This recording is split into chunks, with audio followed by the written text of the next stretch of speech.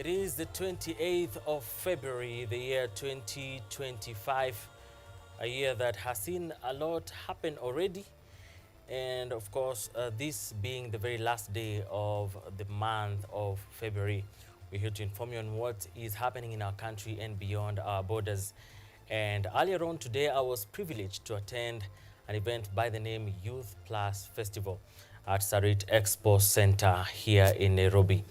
And so this was an amazing event where people of high caliber, people who have become masters in their fields. I'm talking about investor extraordinaire Peter Ndwati. I'm talking about a true and a master of leadership in our times, Joe Gashira. I'm talking about a storyteller of this season and the next seasons, someone who's invested their time and experience in this. I'm talking about John J.J. Jumbi.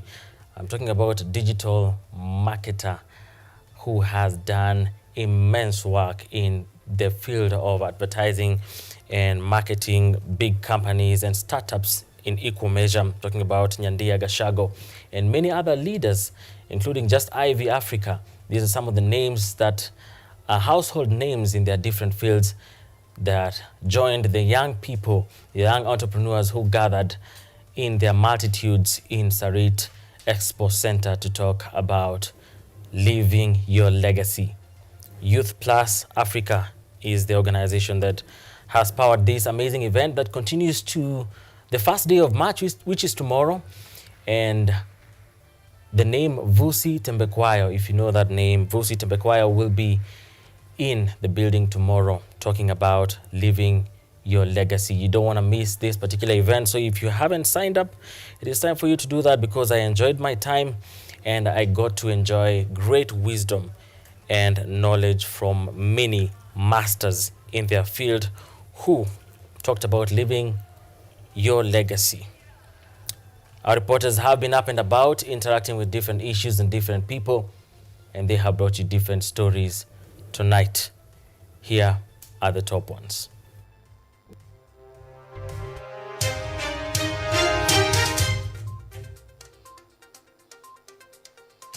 Manifestos.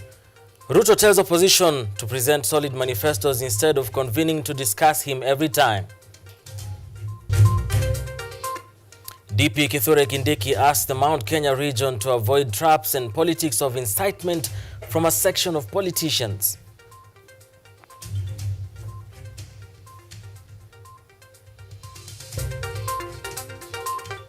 The era of depending on foreign aid has come to an end, says Prime CS Mutegi in Geneva, Switzerland. Sorry, that seems to be a mix-up of the story. That was ODM, and now this is what happened in Switzerland, as Mutegi said the era of depending on foreign aid has come to an end.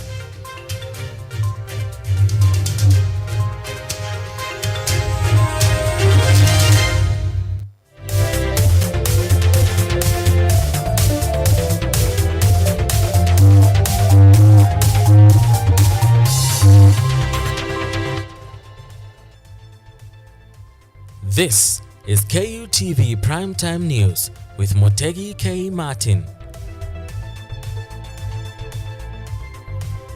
Sami Okello is our sign language interpreter tonight. Join us for the next 30 minutes or so as we inform you on what's happening in the country and beyond our borders.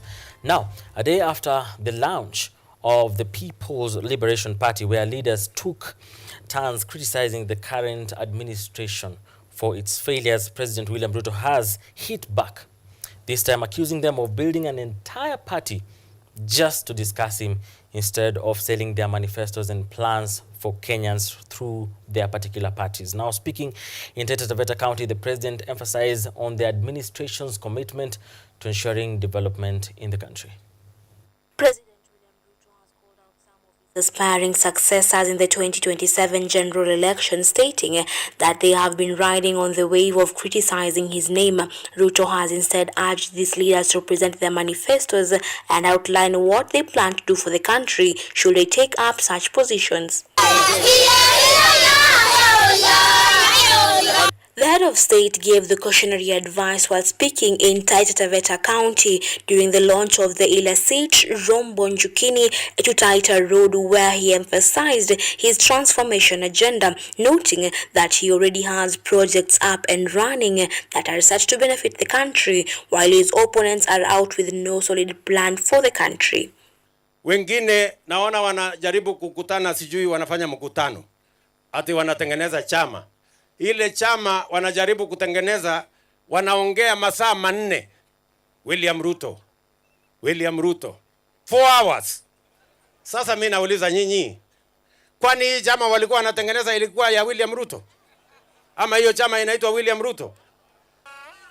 Tafuteni sera ya kuuliza wananchi, mtuambie mpango yenu mbadala. Sisi barabara ndio hii tunajenga, yenu mpango yenu ni gani? Yetu affordable housing inasonga mbele, yenu ni gani? Hapa mambo ya universal health coverage tunaendesha Kenya, yenu ya mbadala ni gani? The head of state's sentiments were echoed by the Kajiado County Governor Joseph Olelenku, who opined that the voices opposing him were fewer than those supporting him. Umekuwa ukitembea taifa hili sehemu tofauti kushughulikia maendeleo and historical injustice. The Maa Nation is part of your recent pronouncement on excessive vetting of people in the borders. There are people who have not made their voices, but they know their rights and they are beneficiaries of your pronouncement. We want to encourage you that the voices that are working against you are less than those of us who are working with you. Senate Speaker Amason Kingi noted that those at the PLP party launch were formerly in government but already failed to accomplish anything tangible to show for their time in power.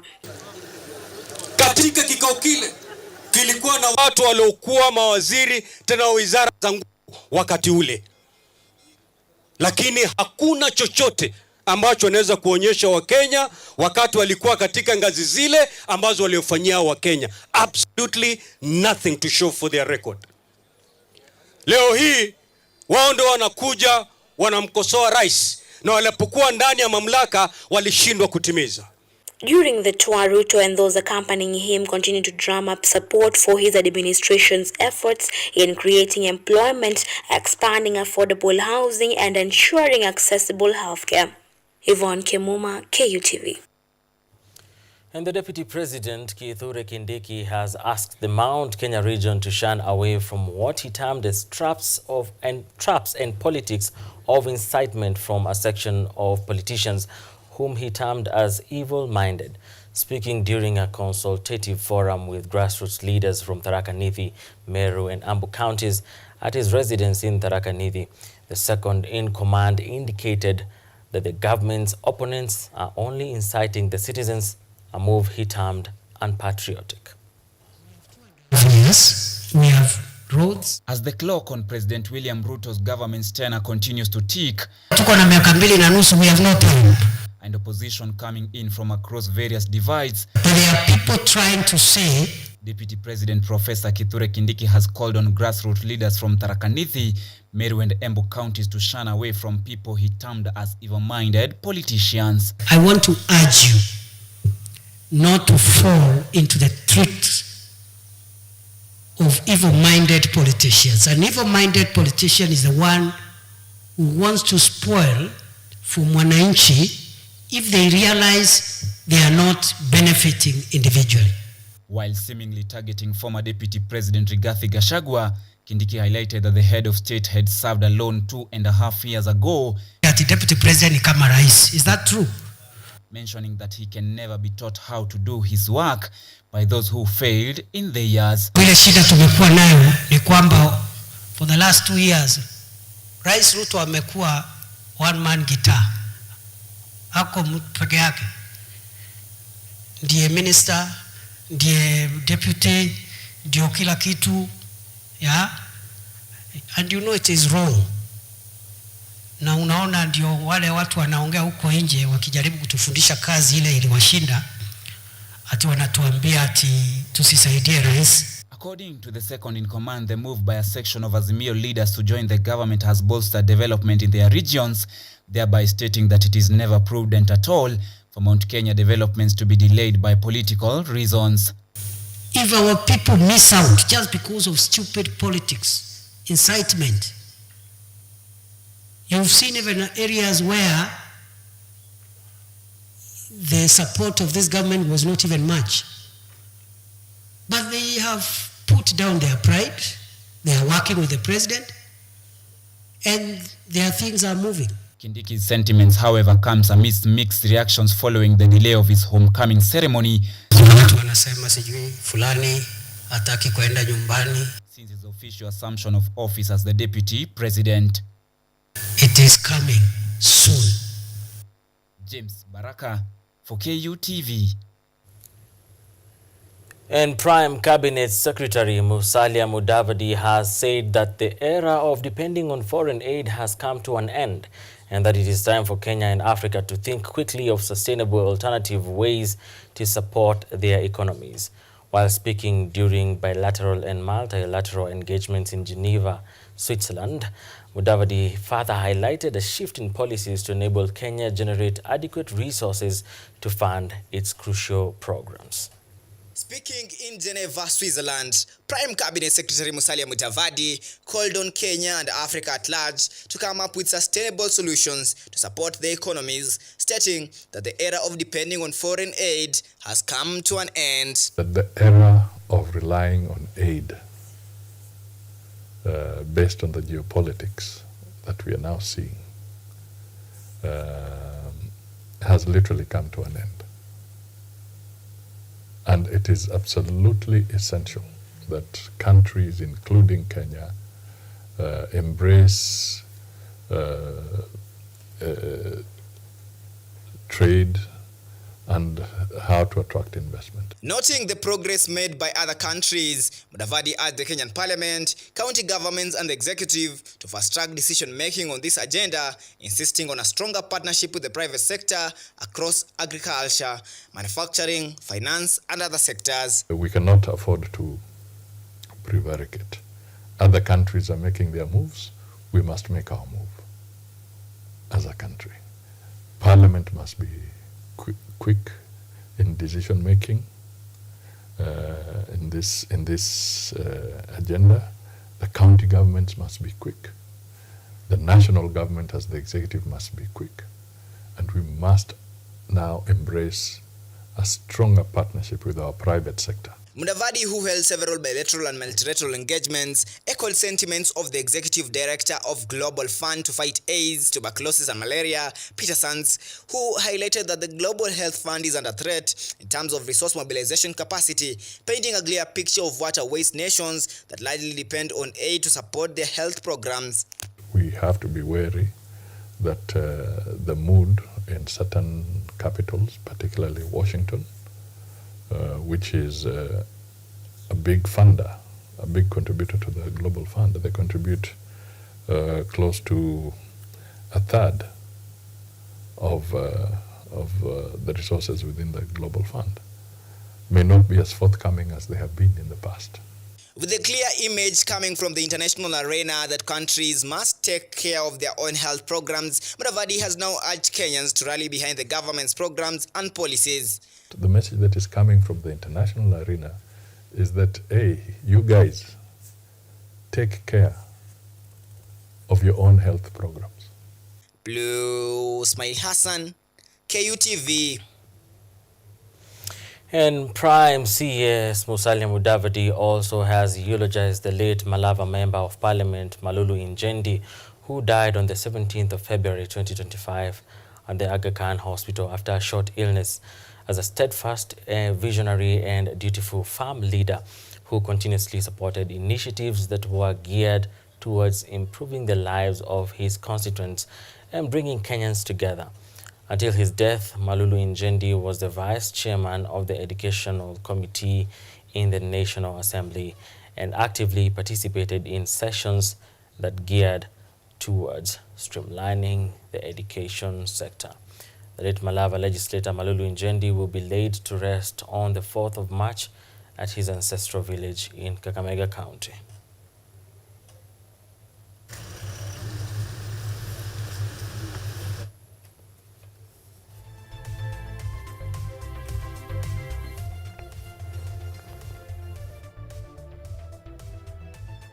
"18 minutes past the top of the hour, time for us to take our first short break right here on KUTV Primetime News this Friday evening.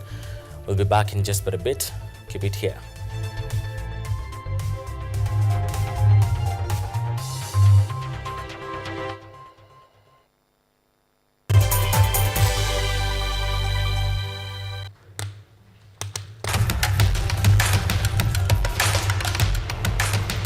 Access to knowledge, solution to unanswered questions.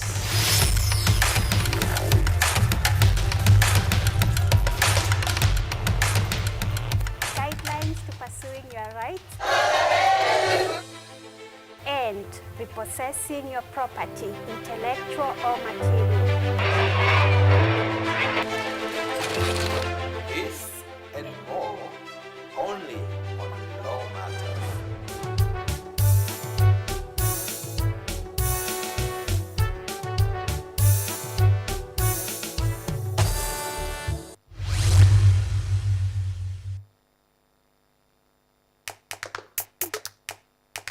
Badala ya kutafuta kazi, tunaweza kuanzisha miradi yetu ambayo ingetusaidia kubadilisha maisha ya wazazi wetu. Kwa vijana wenzangu, wengi hawana kazi, lakini ikiwa sisi wenyewe tutajiamini, tunaweza kujiajiri wenyewe. Afrika kwa kweli tuna mahitaji ambayo ukiyasuluhisha unaweza kuajiri watu kwenye bara hili Bila woga,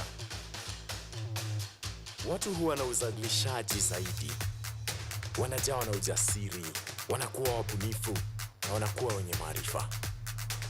Niliamua kuacha kazi. Hata kama sitafanikiwa, nitakuwa nimejaribu, nitakuwa najua haiwezekani. Hakuna kitu cha ajabu hapa. Kila anayepata ufanisi hufanya kazi usiku na mchana. Kitu kitakusukuma na kuwezesha kupata maarifa ambayo hukuwa nayo. Tunajaribu kutengeneza kitu kitakachopita mipaka ya nchi hii. Ikiwa unataka kubadilisha ulimwengu, anza na nyumbani.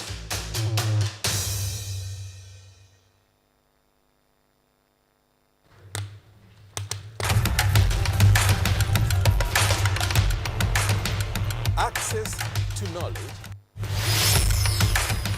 solution to unanswered questions.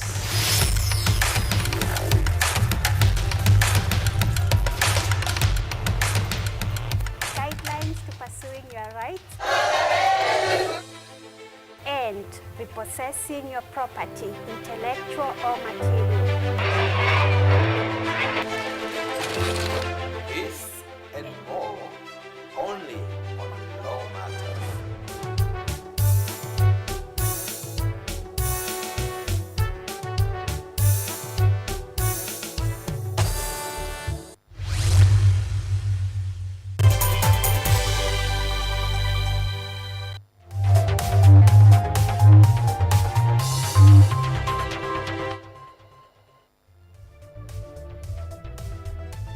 You are watching KUTV Primetime News with Mutegi K. Martin. It's 22 minutes past 9 p.m. Thank you for staying tuned to KUTV News Kenya. And now before we go to the next story, we're streaming this live broadcast as well on YouTube. That is KUTV News Kenya. And you can also talk to us on X at KUTV_Kenya. Now, Muslims around the world are expected to begin the holy month of Ramadan on Saturday, 1st March 2025. The Muslim faithfuls are expected to observe a month of fasting, of prayer and repentance, as is customary during the holy month of Ramadan. While wishing Muslims in the country Ramadan Kareem, President William Ruto asked them to pray for the nation and needs of every Kenyan during this holy month. Kwa ndugu na dada zetu Waislamu, tunaposubiri kwa hamu kuandama kwa mwezi mtukufu wa Ramadhan, tunakumbushwa dhamani na umuhimu wa kipindi hiki kitakatifu. Mwenyezi Mungu katika Qur'an tukufu amesema kuwa ameifaradhisha saumu juu yenu kama ilivyofaradhishwa na waliowatangulia, ili mpate kumcha Mungu. Ramadhan si tu mwezi wa kujizuia na starehe, bali ni wakati wa ibada, sadaka, ukarimu na tafakari ya kina. Ni fursa adhimu kwa kila mmoja kujitakaza nafsi, kuimarisha imani na kujitolea katika matendo ya haki. Mnapoanza safari hii ya kiroho, na wahimiza muombe nchi yetu na raia wake. Muwafikirie na kuwasaidia wale wasiojiweza, na mdumishe maadili ya huruma, mshikamano wa kujitolea kwa ajili ya wenzenu. Nawatakia amani, baraka na rehema zisizo na kikomo katika mwezi huu mtukufu wa Ramadhan. Ramadan Mubarak. Kenya is set to host this year's World Wildlife Day celebrations on March 3rd at Lake Bogoria in Baringo County. This is under the theme Wildlife Conservation Finance, a shared future for wildlife and sustainable livelihoods. The event will highlight Kenya's innovative strategies for securing long-term funding to protect biodiversity while supporting community development. Wildlife Day celebrations on March 3rd in Baringo County, Cabinet Secretary for Tourism and Wildlife Rebecca Miano emphasized that wildlife conservation remains a national priority, urging collective action to safeguard the country's natural heritage. We have seen countries like Poland, the Czech Republic, Australia coming in heavily, while markets like India and China have continued to be resilient, and therefore the targets ahead, we anticipate that in 2025 we intend to have 3 million international visitors, and on domestic tourism about 10 million tourists. While calling on governments, private sectors, communities and individuals to invest in wildlife protection, CS Miano further noted that the government is leveraging on innovative financing models such as payments for ecosystem services to integrate conservation with sustainable economic growth.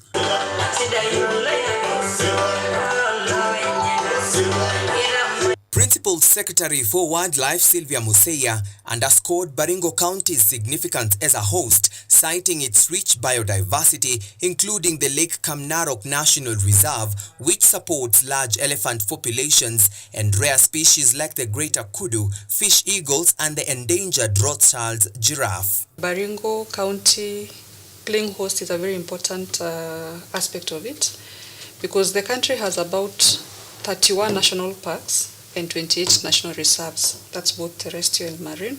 We are trying to unlock, together with county governments, the potential that national reserves hold to increase the revenues of county governments, but also to accrue interest to the people around the national reserves. Governor Benjamin Cheboy welcomed the celebrations, terming the grand gesture as a sign of the county's commitment to conservation and revenue generation through sustainable wildlife tourism. Together with the Ministry of the State Department of Tourism and Wildlife, we would like the world to know that this particular activity of conservation of wildlife is very important, and specifically to know that it's important for us to think about alternative ways of financing conservation of flora and fauna.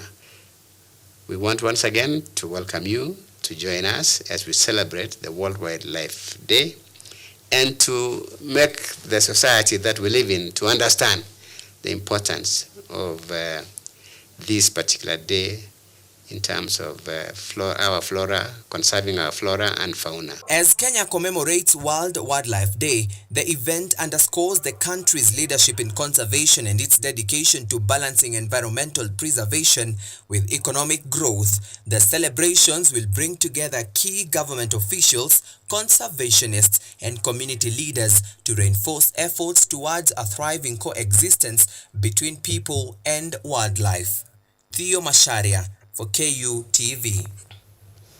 Now, as celebrations, as the Orange Democratic Party celebrates 20 years since its formation in 2005, former Prime Minister Raila Odinga has continued to maintain a calculated and guarded silence on his next move, with a failed run for the AU chairmanship having seemingly pushed him back to the local political arena. Raila has said he's still engaging in intense consultation with his allies, noting that they will shift the party's perennial position tag by forming the next government. Emmanuel Kutosi now reports. East or west, home is? Home is?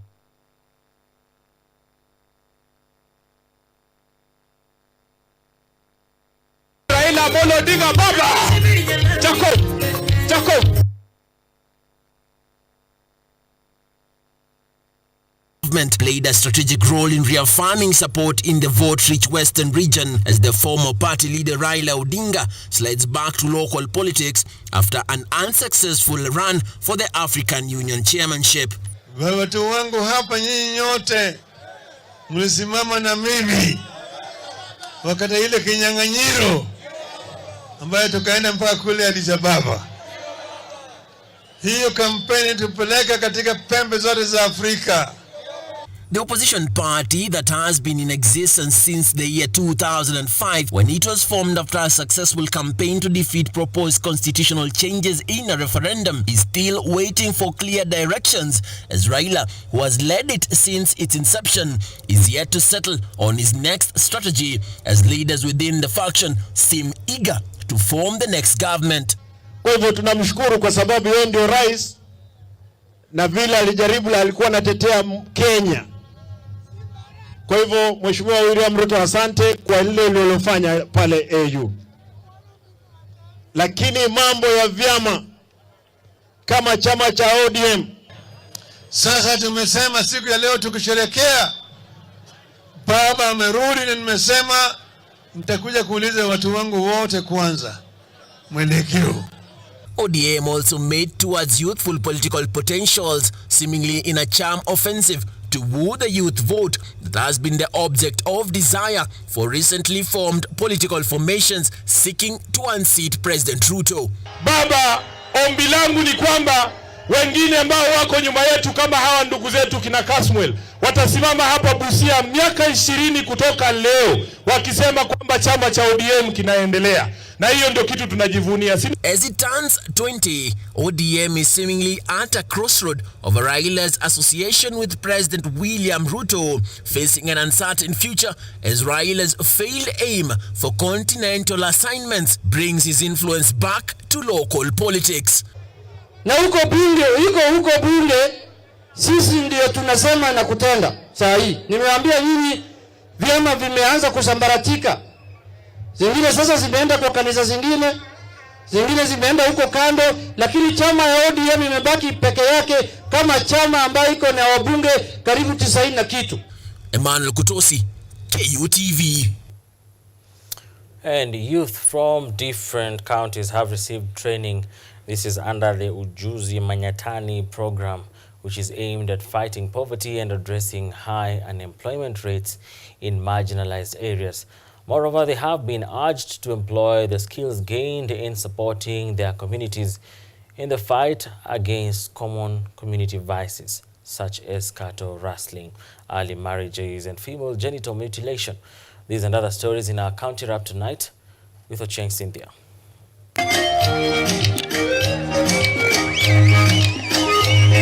Youths from West Pokot, Marsabit, Samburu, Isiolo, Laikipia and Tana River counties have been urged to use the skills gained from the Ujuzi Mtaani program to combat social vices such as cattle rustling, early marriages, and female genital mutilation in their communities. This is after receiving training from the program, which aims at empowering youths by offering hands-on vocational training. Vijana watakapojiunga na mambo ya biashara, bila shaka watakuwa busy na hakuna mtu atatamani kitu ya mtu mwingine. Na natumai hapa itaweza kutulia na biashara za watu zitazidi kunawiri. While lauding the program's benefit, the youths urged their fellow peers to embrace and join the program. Kutokana na mafunzo ambayo tumefunzwa na NRT, na naona ni kama kwa maana kuna vijana ambao bado hawajapata hiyo ujuzi na wangali wanaenda malishoni kulinda, ni tunaweza kuengara jawa, tuambia kuwa tuache haya na tuende madarasani tujifunze, tupate ujuzi ambaye inaweza tusaidia familia yetu. Elsewhere, stakeholders in the boda subsector Malindi sub-county have intensified efforts for the inclusion of female boda riders alongside putting in place policies promoting gender equality as a way of eradicating the stigma associated with the women in male-dominated fields. Sisi wote tutaweza kusupport wale wengine ambao wana nia ya kuingia kwenye sekta lakini hawajui pa kuanzia, kwa sababu kuna uoga fulani wakati mwanamke anataka kuingia kwa sekta ambayo ni male dominated, lakini tunataka kuhakikishia wanawake kwamba ili ni jambo ambalo unaweza kufanya. Just be ready to get your hands dirty. As the government strives to curb unemployment rates rampant among the youth, Labour Cabinet Secretary Alfred Mutua has challenged the youth in Garissa to change their mindset on blue-collar jobs if they are to make it in life, citing the need to embrace skilled training. Kazi ni kazi. So, nimeambiwa hapa kuna watu wanachagua kazi. Wanasema wanataka kazi soft. Ati kazi ya ofisi. Kazi ya ofisi iliisha bana. Kazi ya ofisi iliisha. Sasa ni kazi ya mkono. CS Mutua further advised the youth to get hands-on experience and skills by enrolling for the technological courses. Pia inataka watu wa kujenga. Watching Cynthia, KUTV. All right, it's time for us to take a short break. Another one here on KUTV Primetime News tonight. When we come back loaded with sports news.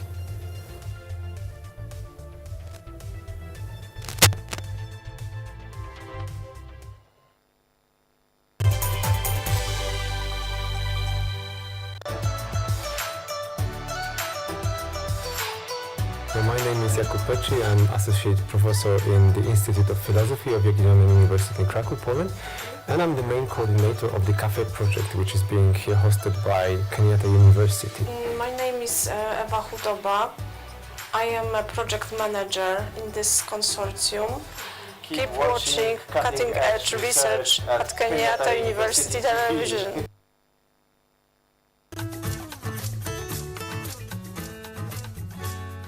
Hi, my name is Stella Tioi. Jina langu naitwa Okemwa Mkwa James. This is Mandela Gaya. Ugonjwa ulipokuja ulichukua siku 3 ukaniweka in coma. 20 wamezikwa, 2 ndio wako hai. I don't even know how it feels to see. I feel like I cannot express myself well the way somebody who can walk can actually express themselves. Ilichukua muda mwingi mrefu tena mpana ili kuikubali kwamba mimi siwezi tembea tena. I've come to actually accept myself. Ukijaribu kumsimamisha mtu umwambie tafadhali nionyeshe njia, they find it quite strange talking to you. You should just make schools integrated, inclusive setups, by providing the right facilities.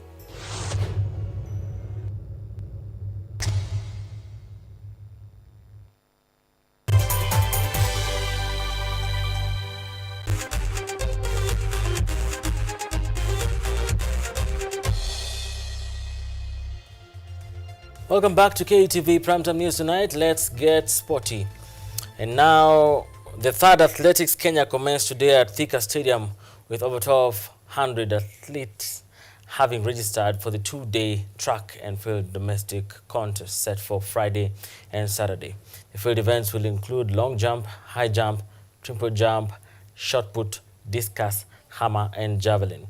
Some of the top athletes who were present include Ferdinand Omanyala, and Samuel Gadimba, and also Hairston Wanyonyi. After thicker meeting, the event will move to Mombasa, then Kisii County next month, before paving way for the national trials for the Budapest World Athletics Championships, slated for 14th and 15th July at Kasarani Stadium. In a track like this is where I started, so just coming here and connecting to my past feels good. Mbio za leo zimekuwa mzuri. Tuna prepare for World Championship ambayo inafanyikia Tokyo, Japan. Hapa tumekuja as a speed work because the main race ni 20k and 35. Nimelearn kwa wenzangu kukuwa na endurance kwa mwili ni kitu ya maana sana. Huwezi kuja kwa speed work na uko na endurance kidogo. Unafaa kupiga na ukuwe na mileage mingi as we prepare for long distance. Yes. As the Kenya Cup enters its penultimate round this weekend, Menengai Oilers will be looking to bounce back from defeat after last weekend's setback when they take on reigning champions Kabras Sugar at the ASK Showground. The Oilers, who currently sit third in the table standings, will be banking on their home turf advantage to make a statement against the Millers.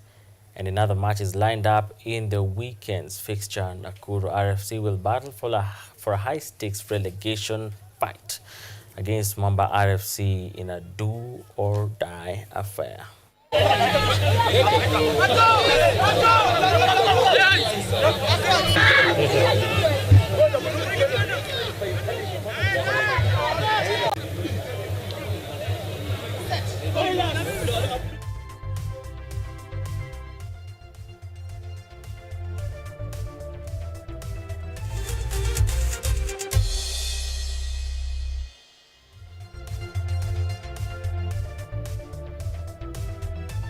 Get to the close of the conversation tonight. I want to pick a few pointers from investment extraordinaire and businessman extraordinaire Peter Ndoati, who was present at the Youth Plus Festival earlier on today.